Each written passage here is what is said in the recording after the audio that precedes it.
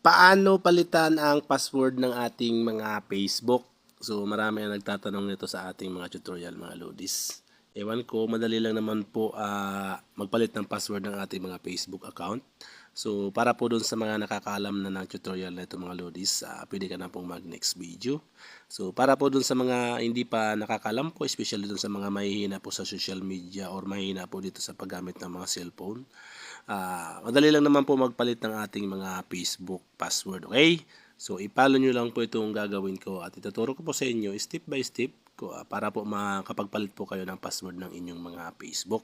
So, ganito lang po yung kadali. Una po, i-open nyo ang inyong mga Facebook account. And then, pagdating po dito sa inyong mga Facebook, pumunta lang kayo dito sa tatlong slash na yan. Ayan, click mo yan. And then, pagdating po dito, mapupunta tayo dito sa menu. So, dito po sa menu, i-scroll up lang natin. Hanapin natin itong setting in privacy. Ayan. Click natin yan. And then, i-click naman natin itong setting buttons. Ayan.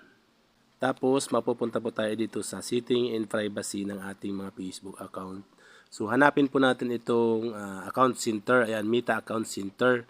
Minsan po, makikita natin dyan ay maliit lang po. Hindi po ganito kalaki. Minsan naman po itong Meta account center ay nasa gitna po itong part ng Facebook setting. Minsan naman po nasa pinakababa. So, i-scroll up na lang po natin para po makita natin yung account center na ito. Pag once po na nakita na natin, i-click lang po natin ang see more in account center na naka-highlights na yan. And then, mapupunta po tayo dito sa account center ng ating mga Facebook. I-click po natin itong password and security. And then, dito po sa password and security, i-click po natin itong change password. Ayan. And then, mapupunta po tayo dito. So, dito po lalabas dito yung mga naka-login connect sa inyong mga email or sa inyong mga Facebook. So, kung may iba pong Facebook account yan na nakakonect, lalabas po yan dyan. Kung may Instagram nakakonect, lalabas po yan dyan. Kung may thread po, lalabas po yan dyan. So, hanapin nyo lang po yung account na gusto nyo pong palitan yung password. Okay, so halimbawa po yan. Makikita nyo naman po ang differences niyan. Ayan, may logo siya ng Facebook. Yung isa logo ng Instagram. So, piliin nyo yung may logo ng inyong Facebook, ha? I-click nyo po yan.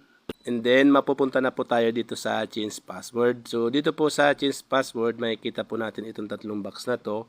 So, dito po sa taas, ilalagay nyo po dito yung inyong current password or yung kasalukuyang password po na ginagamit ng sa Facebook. Okay, pag nag-login tayo. And then, dito po sa baba itong dalawang box, so ilalagay na po natin dito yung desire po natin o yung password po natin na gusto po nating ipalit sa ating lumang password. Ayan, dapat po parehas po ang dalawang yan, ha. Kasi po, kung magkaiba po yan, hindi po yan tatanggapin. Click nyo lang yan, and then, yan, mag-type na po kayo dyan ng gusto nyo pong password, and then, ilagay nyo po yung inyong current password. So, and then, pag ganyan na po yan, okay na po, wala pong red.